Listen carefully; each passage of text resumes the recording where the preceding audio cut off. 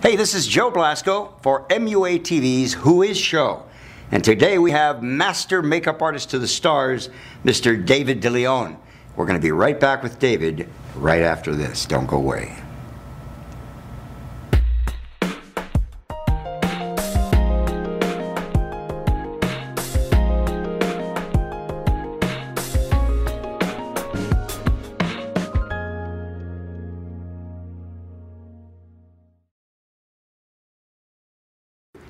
Welcome back, and Joe Blasco again here with you for MUA TV's Who Is Show. And as I said, we have David Deleon.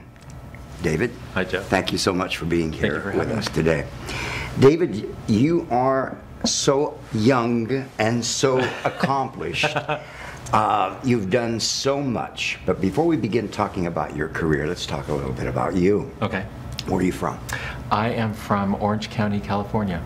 No. I am. You grew up here in this area? I'm a native Californian. Oh my God. Yeah. Did you used to, as a kid, would you drive into Hollywood and look at the studios? I did. I did. So tell me about what I did a lot of bad things as a kid, but I do a lot in of retrospect, bad things. it all sort of made sense. I used to, when I could drive, when I got my license, I would drive to Hollywood thinking I would, meet the stars, and of course, they were never there. But I also, when I was in high school, I would ditch school. This is how bright I am. I would ditch school and I would go to the library that was across the street from the high school, and I would pore over makeup books, photography books. There was a book by Francesco Scavullo, who was a very famous photographer in New York, did all these beautiful before and after pictures of women, and I would just study these photos. They were before and after, black and white. A makeup artist named Way Bandy. Yes, Way Bandy was the artist. And I was just fascinated with the transformation. And there were monster books I would look at, and Frankenstein and all that stuff. And I was just really fascinated with the whole thing of beauty transformations, horror transformations, and the whole thing. And I didn't really know why until one day I was working on a set and I thought, oh, okay. My obsession became a career. Right, exactly. Let me ask you this. How old were you? If you can think back to the very first moment, I can remember back to a point when I was sitting on the steps in front of a costume company store that sold theatrical makeup. And I had gone inside and I saw one of these little Halloween kits that had the nose putty and a little black crayon and a red crayon and a white crayon.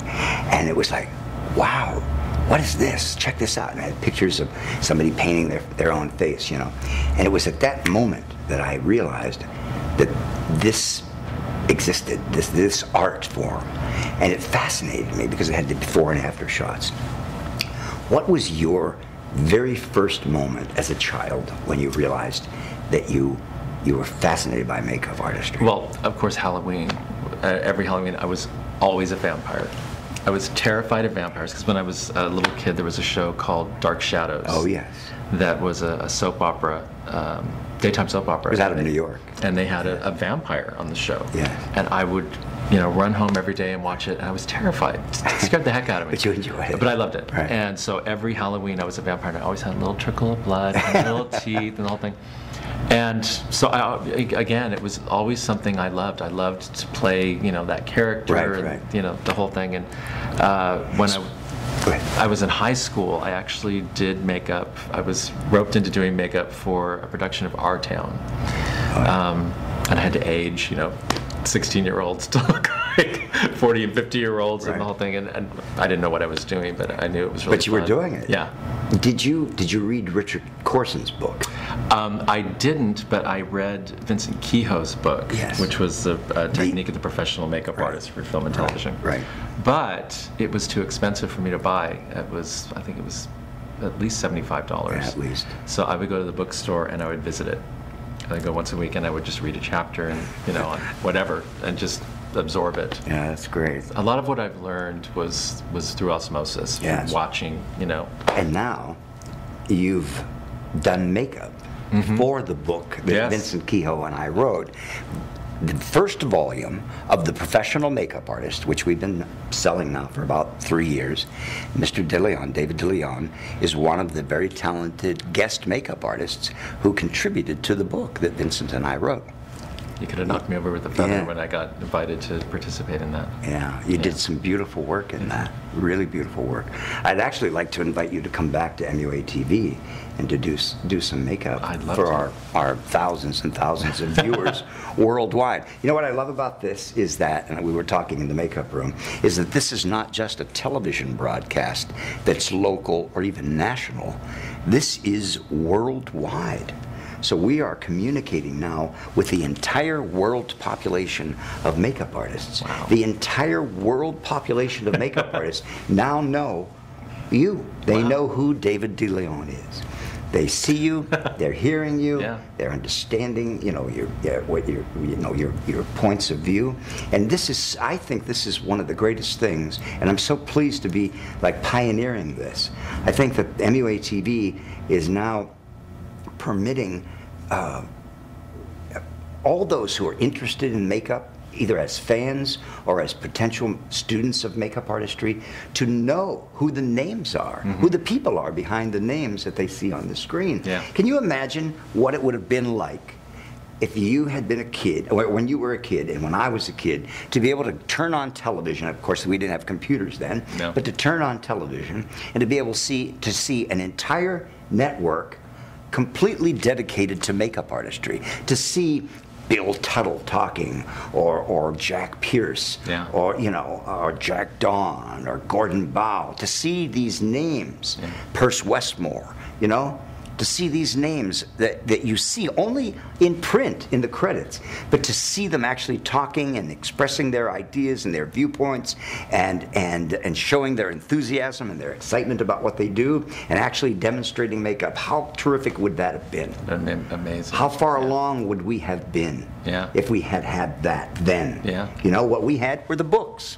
But now you've got the books and you have MUA TV. You've got the real thing sitting right here in your living room on your desk. All you have to do is sit down and find the time to watch us, right? Absolutely. Let me ask you this.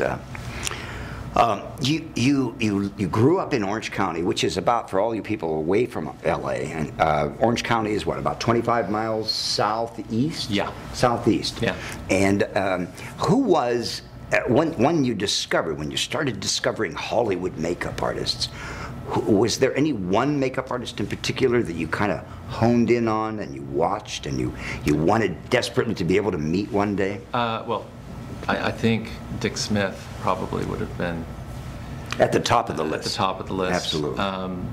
Also Leonard Engelman. Yes. A lady named Ronnie Spector. I would watch movies and love the makeup and say, I wonder who did that. Yes, and yes. Well, Leonard Engelman did Cher's makeup for so many, many years. Yeah. He worked with, I believe he worked on some of the Rambo pictures with Sylvester Stallone. He worked with my organization for a short time. He's now working as, I believe, the director of education for the Cinema Makeup School. He's an excellent makeup artist, a wonderful, he's a gentleman. Yeah. And Ronnie Spector is one of my graduates.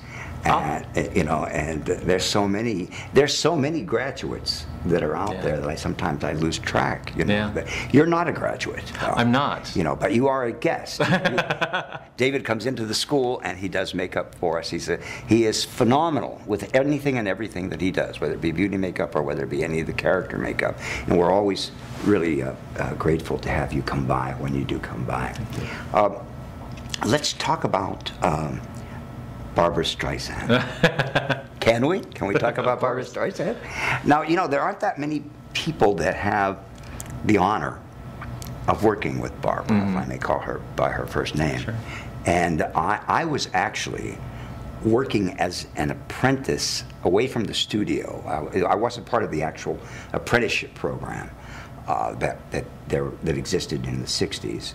In the mid-60s, but I did work with Ben Nye for approximately 3 years in his laboratory on Santa Monica Boulevard in Hollywood as his apprentice. I worked for him. I was paid, a paid apprentice. And at the time that I was in his lab, he was teaching me how to make makeup. And that's where I learned my cosmetics chemistry. Wow. we were making the makeup for Hello, Dolly. Oh. Okay? And I think that was Barbara's first film. I think, or may not have been. Second film. Yeah. Right.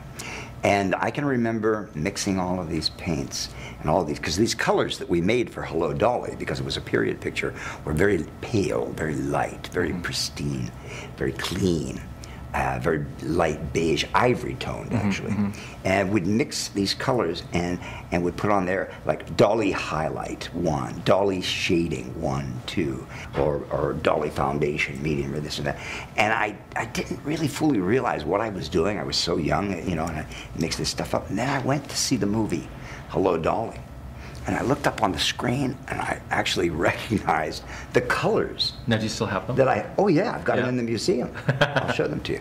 And they are, they're still here, so people who come and visit can see it. But it was that moment I suddenly realized, what cosmetics chemistry was all about, and making makeup, and how important it was to really, analyze the colors and to know about the film types and to know about the lighting, and to know exactly what would work and not work. So now this is, 40 years later, and you're working with Barbra Streisand. Yep. And what is it like? It's wonderful. I mean, I have always been a huge fan of Barbara's. I mean, I love her music and her movies, and I just think she's a tremendous talent. I got the job being her makeup artist on Meet the Fockers. Yes. And at that point, she hadn't done a movie in about 8 years. She had been concentrating on music and different things. And so her team that she'd worked with before, they were, retired or moved on or whatever. So they were looking for pretty much a whole team for her: makeup, hair, wardrobe. Yes. And I got the call from my friend Kate Blasco, who's a magnificent makeup artist, and she had the department head job. She was running the show, and they wanted, people for Barbara and people for Dustin and people for Mr. De Niro. And so they threw my name in, and I sent my portfolio, which I've always kept up. Since my first day as a student, my first day doing makeup, I always kept up my portfolio. Yeah. So it gradually became more and more impressive, because it was always up to date. So, it was a pretty strong portfolio at that point. And she had it for about 2 weeks. And I heard, they hired the hairdresser, they hired the costume person, they hired this or that. And finally they called me and said, you've got the job. And I don't know if they know this or not, but the job came down to me, Leonard Engelman, and Ronnie Spector. I love it. Yeah, so again, everything in my life is sort of serendipitous and full circle, but not that they weren't brilliant. They were brilliant, but whatever. Well, sometimes it's the personality, Did you come in? Did you go in to meet her? Not until after I got the job. I got it on the strength of my portfolio. On the strength of your portfolio. Yeah. And when I say personality, I mean obviously all of you have one. They all have wonderful personalities, and they're all extremely talented. Absolutely. But sometimes, the actresses or actors rather will have a specific type of personality that only certain people can get along with. Well, yeah, you know what I mean? Yeah, it's very, when you're working with an actor or actress as a personal makeup artist, a lot of it is, of course, you have to have very strong, tight skills. Absolutely. But you also have to be very able to.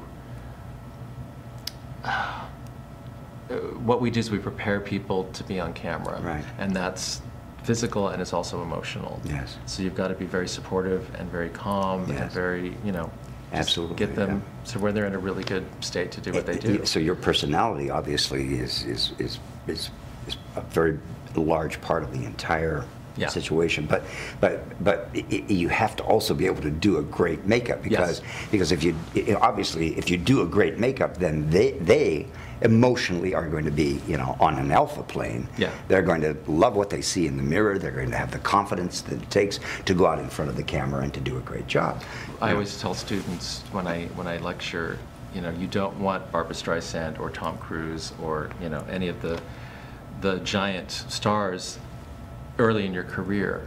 You really, by the time you get to that level of person, not that they're not lovely people, they are, but you have to have such strong skills that if Absolutely. you're nervous, That's if right. you're Right. not steady on your feet, your hand still knows exactly what to Right, do. because you know? they are so strong. Yeah, yeah. You know, they are so strong, and that strength requires another strong artist to work with them, Yeah. you know. And I think it's very Great. important too to know, know your stuff, have very strong technique, so that when a great artist like that asks you questions, or what are you doing, Right. what are you planning, you have answers. What foundation do you use?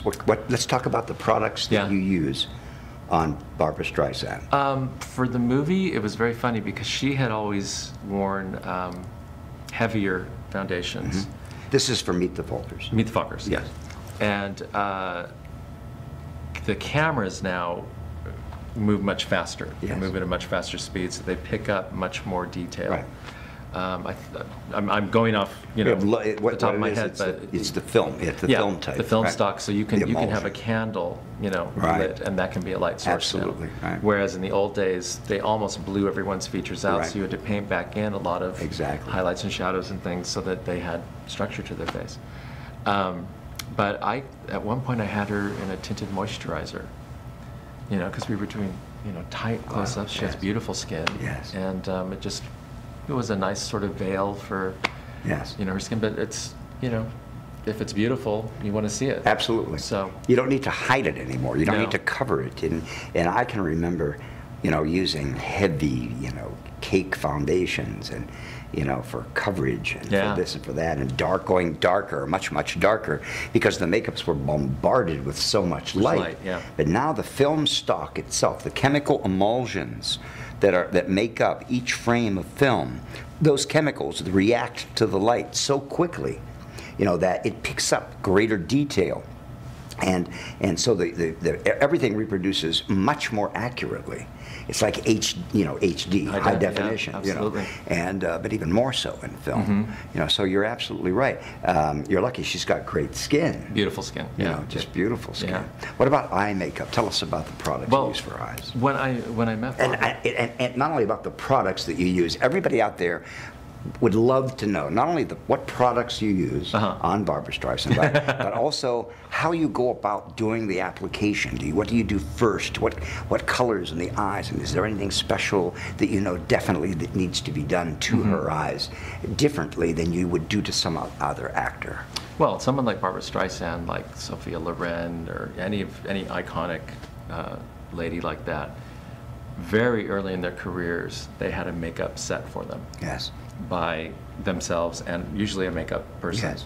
I know Barbara, when she was 19, there was a man named, I think, Bob Schulberg, who was a hairdresser and artist In New York? in New York, and he sat her down and analyzed her face and designed a makeup A with look. the Egyptian A look, eyeliner and the yes. pale lips and Yes. the very beautiful 60s sort of thing. So she's always kind of kept that look throughout her whole career. Yes. Modified it, of course, Yes. where it's more appropriate to whatever decade she's living in. But It's so much more natural now. it's Her more look natural, is but it's very natural. It's the same design. Yes. It's a beautiful But softer. eyeliner. It's a nice pale mouth that's sculpted and pretty blush and everything. It's not a real super complicated makeup, but when you're working with someone like that, probably the worst thing you can do is to try and change them. Yeah, absolutely. Because the audience is used to seeing them a certain way, they're used to seeing themselves a certain way. So my job is to have them see themselves the best possible way that Yeah, they can. yes. So I don't want to go in and say, well, we're going to do red lips on you, and we're going to do, Yes. unless it's a totally character-driven For thing. character, exactly. You want to do the best job at the look that they have, that they've ever seen, so they'll keep you around. Now, what did she say to you when you first met her? Tell us about the circumstances. She, I went to her home, and I met her, and we sat at her makeup table. Yeah. And she said, I want to show you what I do. And she sat in front of the mirror and she did her makeup for me, step by step, the base, the eye, everything. Yes. And she said, now this is what I do. She said, I want to see what you do.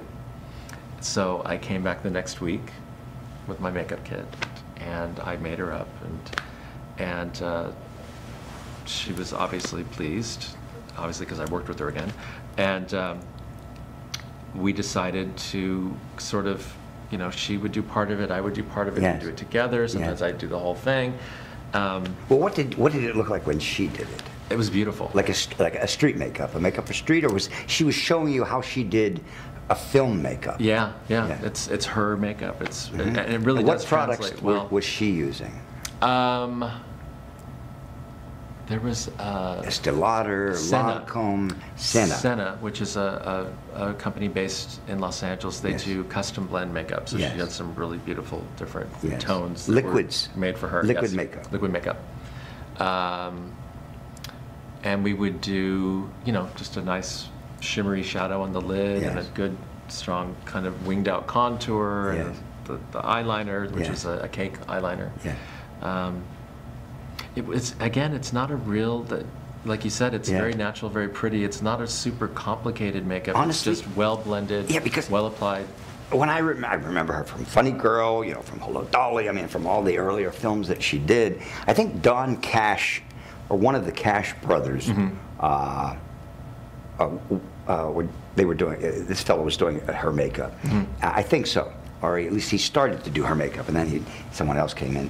But I don't know what the story was on that. But I know a lot of politics go on in this business.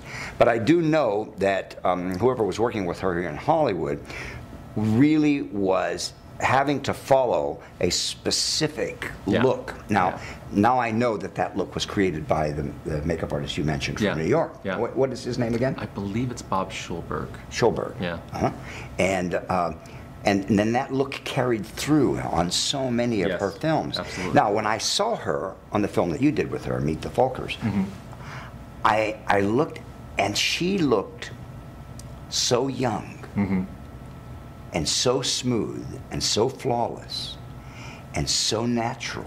And it was so, you say that it's the same style and the same kind of application, but it was so perfectly and blended that it wasn't that same hard, harsh Barbra Streisand eye Yeah. that I remember from Yeah. all the other films that I had seen, which almost was kind of a character makeup. It was almost as though she was hiding behind that makeup.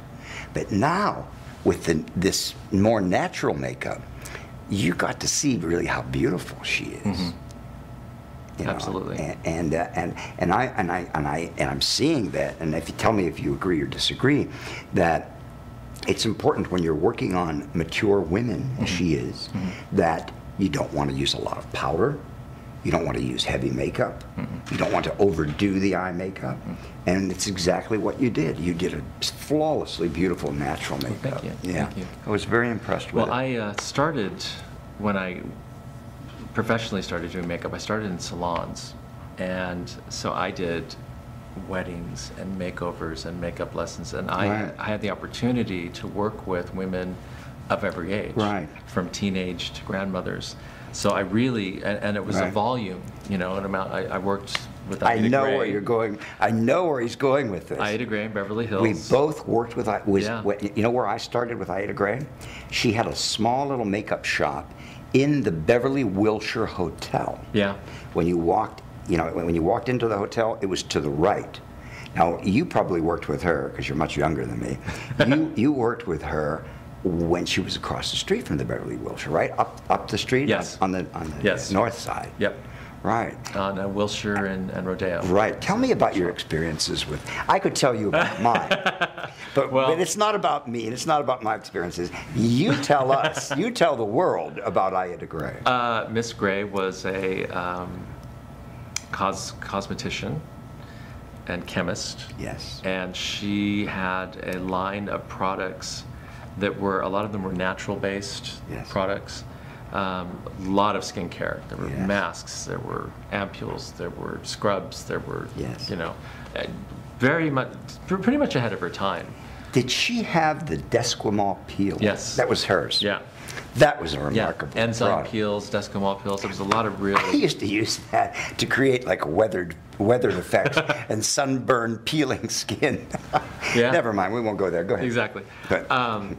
But, Yeah, she had this beautiful salon in Beverly Hills, and I was very young when I worked for her, and went in, and I remember she would only let me do eyebrows for 2 months. That's all I did was eyebrows, and it had to be a certain. It was called way. angel wings. Yes. Thicker arch, go out thinner, and kick up at the ends. Yes.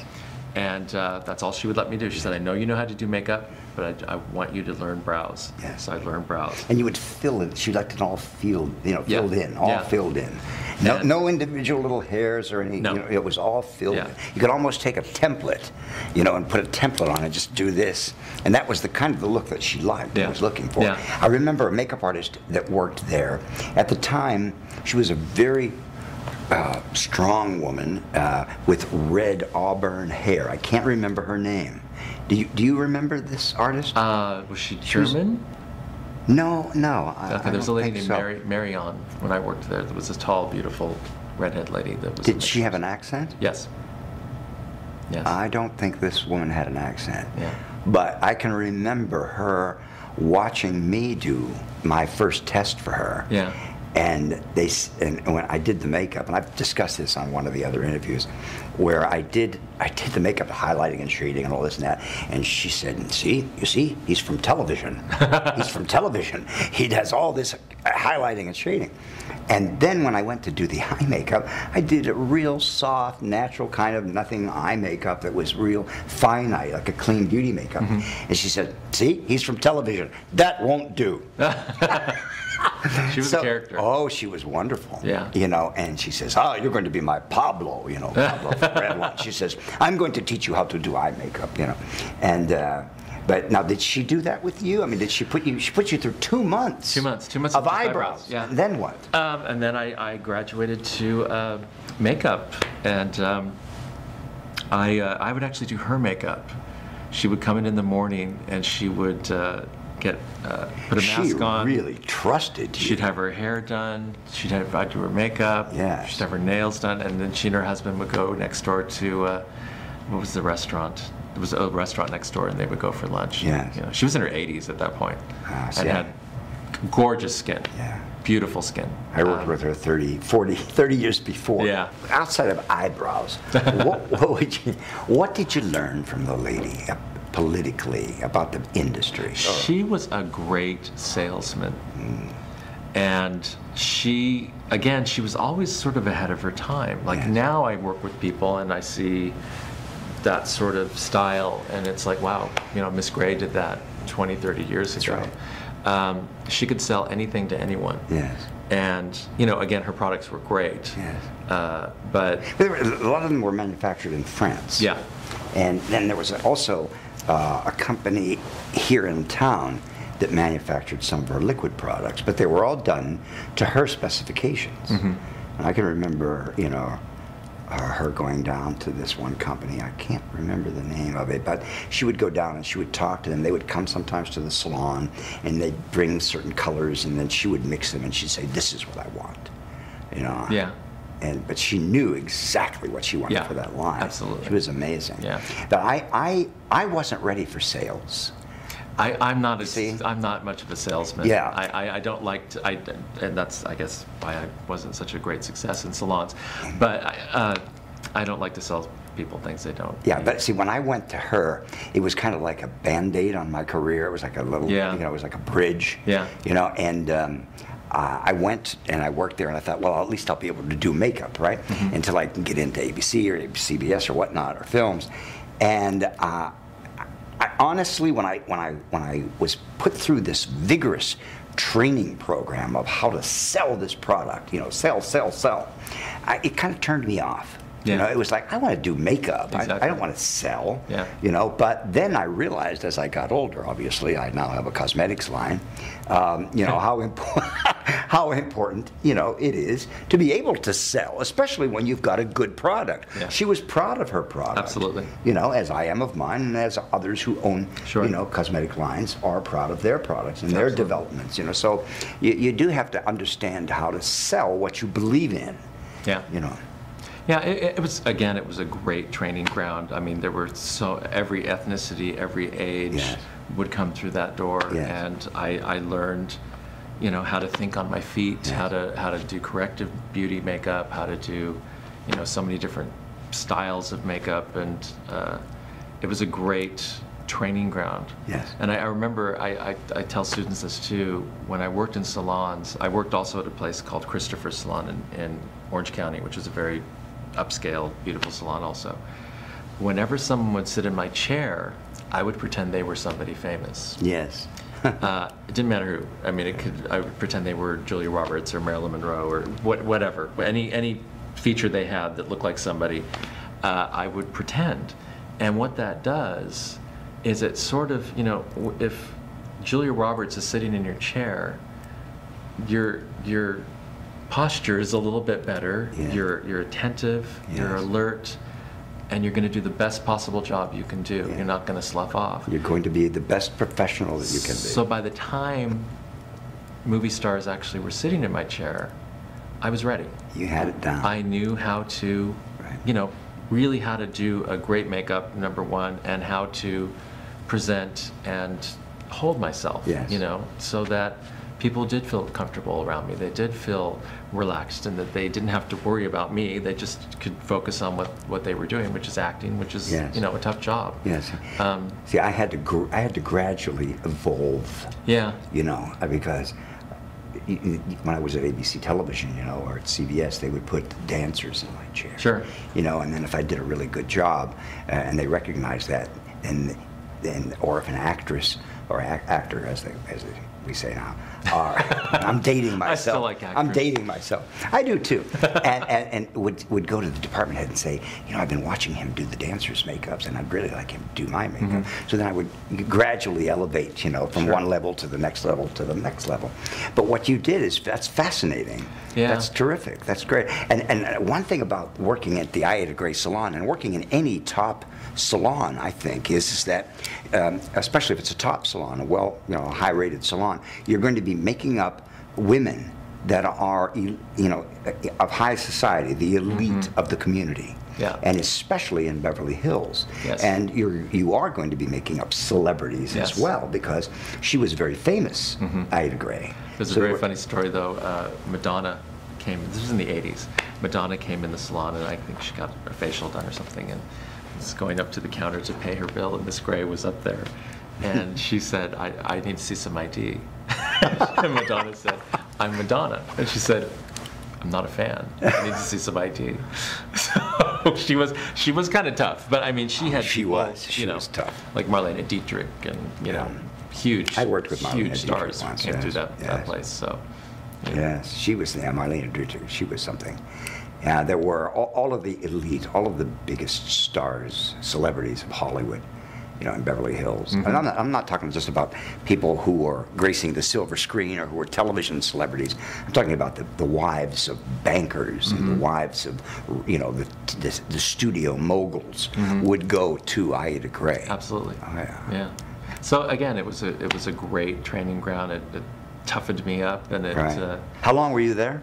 I was there probably a year and a half, maybe 2 years. That's a long time. Yeah. Yeah. Well, I before I went to Hollywood, I thought you had to be so great. So I practiced. Boy, didn't you learn quick. No, there's great artists in Hollywood, but I thought you had to be. Now you've already said it. Dick It's too Smith late when now. you stepped through the door. I thought you had to be that good. I didn't know you could be, pretty good. Right. Really good. And I thought when had to you be the best. and the 3200 Kelvin lighting would kind of Exactly. even everything out and make everything look good. So I remember, working in salons, and my clients would say, you really should work in Hollywood. Right. And I was like, I'd love to. I have no idea how. I have no idea where to go, what to do. But wait a minute, you went to Hollywood, and when you were a kid, you were looking at all the studios. I didn't know how. I didn't know how. You know, I thought you just knocked on the door and said, "Here I am." You know. So how did you make the transition from the salon into the? Was there a specific makeup artist that you contacted? No specific makeup artist, but little opportunities started to happen where. Who was the first? Who did you work for? Was the first professional film or television job that you had? Well, actually, I went to the theater first.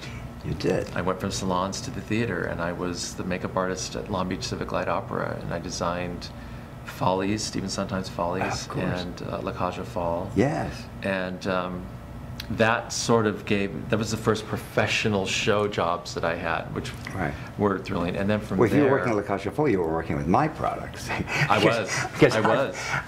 Boy, I'll tell you, they loved the high pigmented foundation. Oh, sure. And I remember going to see La Cage aux Folles. I was on La Cienega, I think they was playing. This is the Jerry Herman musical. This was okay. The play. Oh, okay. Well, this is a little different. Yeah. Well, not really. I mean, the makeup would be kind of the same. Right. And I can recall going to see this, and somebody saw my credit card when I paid for the ticket, and they went, "Oh, Joe Blasco's here." So right in the middle of the show, they stopped the show.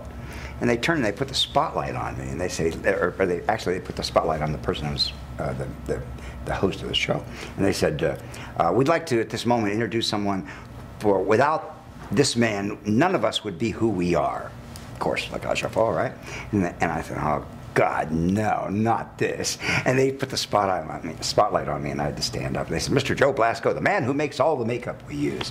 But La Cage aux Folles that you did was the actual play, La Cage aux Folles. Yes. Tell me about that. That was exciting. Fun. A friend of mine was a dancer in the show, and he called me up and he said, "We have to do our own makeup." And I have never put makeup on, let alone drag makeup. I have no idea what to do. Come help me. And I said, okay. So I came and I made him up, and we took pictures. And he actually took the pictures into the producers, and they said, maybe we should hire this guy to design the show. Right. Because in theater, a lot of times a makeup artist will come in and design the show. Yes. A lot of the performers will make themselves up. Yes. And sometimes you'll make up the lead performers or, for special things. That's normally how it is. Yeah. So I designed the show with all the male dancers, and then I was responsible for the lead actor that played Zaza. And we had to do, I think there was a quick change that was something like 36 seconds. He had to go from straight makeup to full drag, hair, wardrobe, the whole thing, backstage. So, I mean, theater is just one of the most phenomenal things you can ever work in. It's just the energy and the artistry, it's wonderful. But from there, I literally started at the bottom of Hollywood. I mean, I worked student films. I worked no budget, low budget, where I wasn't paid, where I was paid. My first movie, there were 8 principal characters. I did the makeup and the hair, and made them all up, just me. I didn't have an assistant, I didn't have a second, nothing. It was just me. I was the hair and makeup department. But isn't it going to that more and more? Isn't there more and more makeup and hair artists? Or how's the union, Local 706? Local 706, you have to be one or the other. One or the other, you can't right? do both hair and makeup, which I look back on that, and personally, makeup is hard enough. Yes, hair is hard enough. Right. I mean, the concentration you have to really create to jump a character. from one to the other, or to do the same. By the time I'm done with the makeup, I'm tired. I don't want to do it. Right. I don't want to do a full hairstyle. Especially with a big cast. So, but that's where I started, and just really, literally, the movies got a little better, the TV shows got a little better, and it wasn't like I went from 0 to hero. I went from 0 to 10 to 20 to and really kind of. And I'm glad, because I really learned my craft. Yes. And I also went to a school, the Learning Tree.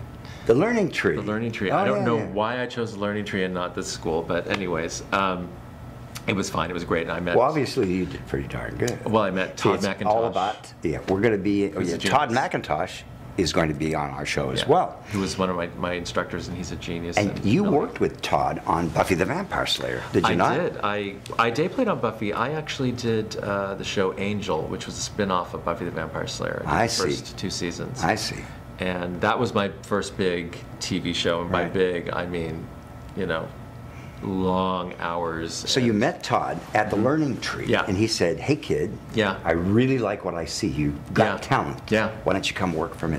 Well, it wasn't even that. It was, why don't you show me what you can do? So Right. I would go in my garage and grab a friend and do a makeup, and I would, show him the pictures. And he'd Yes. say, that's good, but you should try this and do that. Yes. And I didn't work with Todd until I got in the union. Really? Yeah, and then it was just very briefly. Now we work together on Pushing It's Daisies. because he does all union shows, obviously. Yeah, and he was the union artist when I Right, met him. So, right. but he's definitely been an incredible mentor, and Yes. I've had And- the opportunity to work with all of my idols at this point. Yes. Isn't that wonderful? Yeah, it's pretty exciting. Yeah, it's so amazing. I think back some of the names of the people that I was so fortunate to be able to rub shoulders with through those years. And one day, even now, you can think back and know that you learned so much from others that have come before you. Absolutely. But the most important thing, and the thing that I love about MUA-TV and what we're doing right now is that the world can see who the young people are in the industry. And I consider you one of the young people. Thank you. Okay. And you are, you and other young makeup artists in this business are the future of the industry. Mm-hmm. And what you have learned from the old timers and what you've been able to readapt from that education, and with the advent of new products and new techniques because of those new products, you are the people, the young people, who are going to take this, and run with it. And this is what I find so exciting about MUA-TV is that we can show not only all the old timers and the pioneers who are still with us to the world, but we can introduce the young makeup artists of the industry to the world. So when they see the name David Deleon, they'll know exactly who that person is. Great. Yeah. We're gonna stop right now just for a second. Do you mind? We're gonna cut. We'll be right back. We're gonna stop just for a few words. Don't go away. We'll be right back with David Deleon right after this.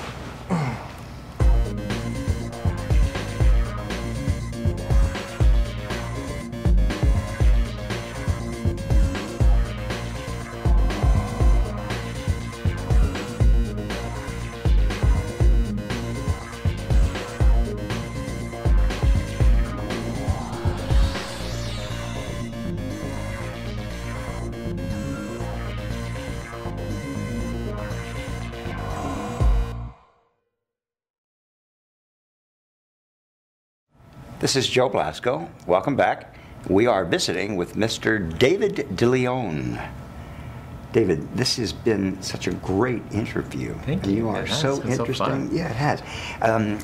What I've noticed and what we were talking about during this break is that so many of the people that I've interviewed somewhat go through the same evolution.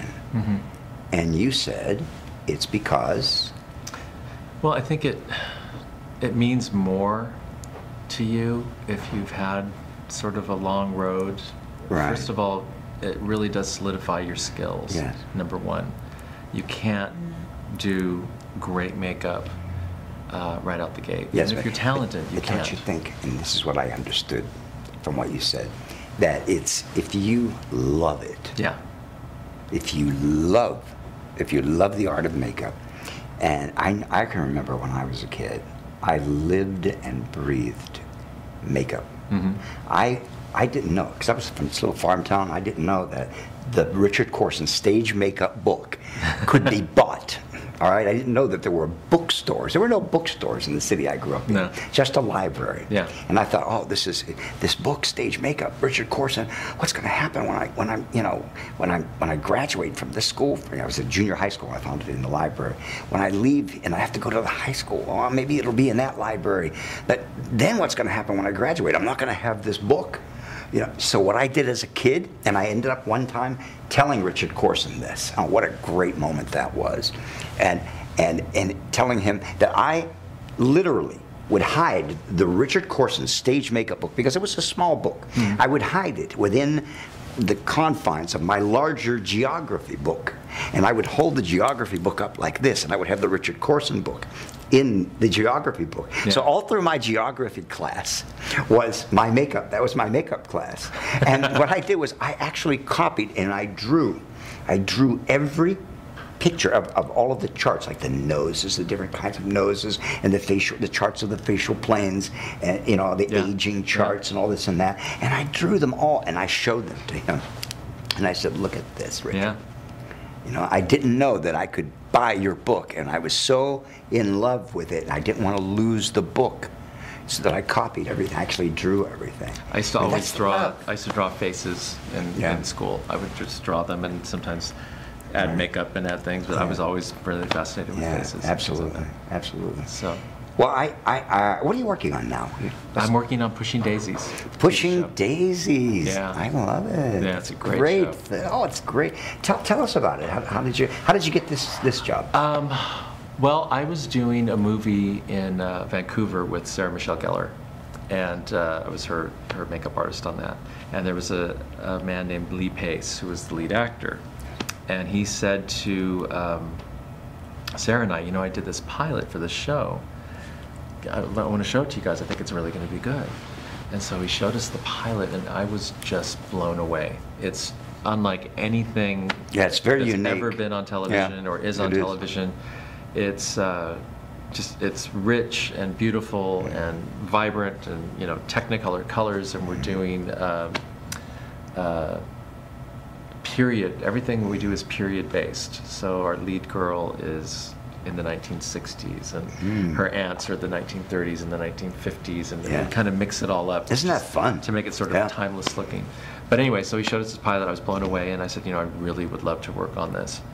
And it just sort of turned out that Todd McIntosh, who was doing his makeup on that movie, and myself ended up doing the series. So you're working with Todd? With Todd, yeah. My and mentor. Is he the department head on it? He is, yeah. Your mentor? Yeah, I'm the key. And we have That's also fantastic. Steven Anderson is working with us also, who's also a wonderful makeup artist.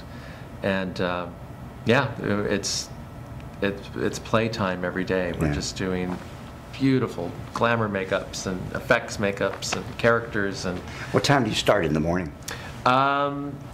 Anywhere from 5:30 to 8 on a Monday, and then it just depends as the week goes. Are you working in a makeup trailer, or are you working in a makeup department? We're at Warner Brothers Studio, and we have a makeup trailer there. Yes, yes. Is it the Pegasus, the new Pegasus trailer? No, it's not the Pegasus. No, shame on you guys. I wish it was the Pegasus. Shame on you guys. Jeff Dawn has got this incredible makeup trailer. They have it on Desperate Housewives. I day played over there. Those women aren't going to let the production company get away with no shoddy little four walls. Bring us the Pegasus. You bet. Amazing trailer. Isn't that something? Yeah, I very much have trailer envy. Yeah. Jeff Dawn, who is, I believe, the grandchild of the famous Jack Dawn, who was the head of makeup at MGM, who did the makeup for The Wizard of Oz. Jeff, and he also did Terminator. He did Arnold Schwarzenegger's makeup and so many fantastic films and effects makeups. Has developed this incredible trailer. It's called the Pegasus, and he has spoken to our producer, and I believe he's actually going to be giving us a tour of the Pegasus. It's amazing. You should talk your production company. I think there's only 2 in Los Angeles, if I'm not mistaken. Oh, he'll be happy to build another one. That'd be great. We'd love it. We'll take it. Yeah, it's an amazing trailer. That's great. Listen, there's so much more that we can talk about, but we're going to save this for another interview. All right. All right, and I'm sure that our audience agrees with me in saying, that you are definitely passionate about what you do, and one of Hollywood's most talented young makeup artists. Thank you very much, David. Thank you so much for being here. And I want to thank you very much for being out there worldwide with me today and Mr. David Deleon. And David's going to be back on another episode in approximately 1 to 2 weeks, so be sure to tune in then. This is Joe Blasco for MUA TV. You stay tuned for more makeup artist programming.